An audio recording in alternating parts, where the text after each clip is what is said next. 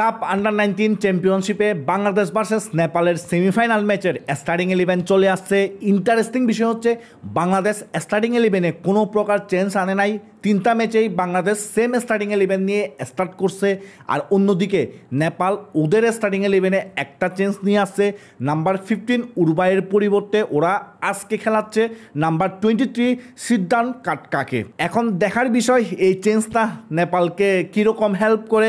আর অন্যদিকে বাংলাদেশের স্টার্টিং 11-এ আজকেও স্টার্ট করতেছে গোলকিপার পজিশনে ইসমাইল, সেন্টার ব্যাক পজিশনে আশিকুর এবং মিতু, লেফট ব্যাক পজিশনে সানি, আর রাইট ব্যাক পজিশনে শাহেদ।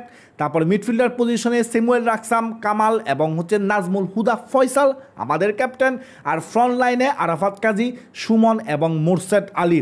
আর আজকে এই স্টার্টিং 11গুলো দেখার পরে আমার একটা জিনিসই ভয় লাগতেছে, আমাদের রাইট ব্যাক শাহেদ যখন ওভারল্যাপ করবে ওইখান থেকে নেপালের নাম্বার 10 এবং লেফট উইঙ্গার যখন সুভাষ বাম যখন অ্যাটাক করবে তখন তো মিটু রাইট সাইডে চলে যাবে। আর আমাদের ডিবক্সে তখন নেপালের দুইজন প্লেয়ার, একজন দাঙ্গল এবং আরেকজন কুনওয়ার থাকবে আমাদের ডিবক্সে। তখন আমরা এই ডিবক্সে দুইজন প্লেয়ারকে কিভাবে হ্যান্ডেল করব, এই জিনিসটা আমার মাথায় বারবার ঘুরপাক খাচ্ছে। এখন দেখা যাক বাংলাদেশের ডিফেন্ডাররা কিভাবে হ্যান্ডেল করে।